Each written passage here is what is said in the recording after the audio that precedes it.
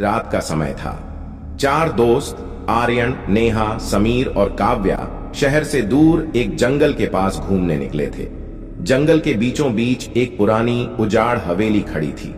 हवेली के बारे में स्थानीय लोग कहते थे कि जो भी वहां गया वह वापस नहीं लौटा, लेकिन आर्यन को इन सब बातों पर विश्वास नहीं था। उसने दोस्तों को चुनौती दी, चलो अंदर चलते हैं, डरने वालों के लिए यह जगह नहीं है। हवेली का प्रवेश हवेली के बड़े काले गेट को खोलते ही एक अजीब सी ठंडी हवा चारों ओर फैल गई। अंदर का माहौल भयानक था। दीवारों पर धूल की परत और जगह जगह लगे जाले हवेली की वीरानगी को दर्शा रहे थे। नेहा ने धीमी आवाज में कहा, क्या यह सही विचार है? मुझे कुछ अजीब लग रहा है। आर्यन ने हंसते हुए कहा, डरपोक मत बनो, चलो ऊपर चलते हैं। पहला रहस्य। सीढ़ियां चढ़ते समय काव्या का पैर अचानक फिसला, लेकिन किसी ने उसे पकड़ लिया। जब उसने पलटकर देखा तो वहां कोई नहीं था। सबने इसे उसकी कल्पना समझकर नजरअंदाज कर दिया।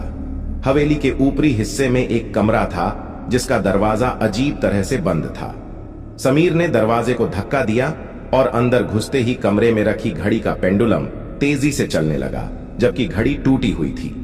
कमरे में आते ही सभी को एक महिला की धीमी धीमी रोने की आवाज सुनाई दी। नेहा डरकर बोली, मैंने कहा था ना, यह सही नहीं है, हमें वापस चलना चाहिए। लेकिन आर्यन ने उत्सुकता में कमरे के कोने में रखे पुराने बक्से को खोलने का फैसला किया। बक्से को खोलते ही चारों की आंखें चौंधिया गईं। उसमें पुरानी पीली तस्वीरें थीं जिनमें चारों दोस्त खड़े थे, बिल्कुल अभी जैसे। ये कैसे हो सकता है? समीर चिल्लाया। तभी एक परछाई दीवार से उभरकर उनके सामने आ गई। वह महिला की परछाई थी।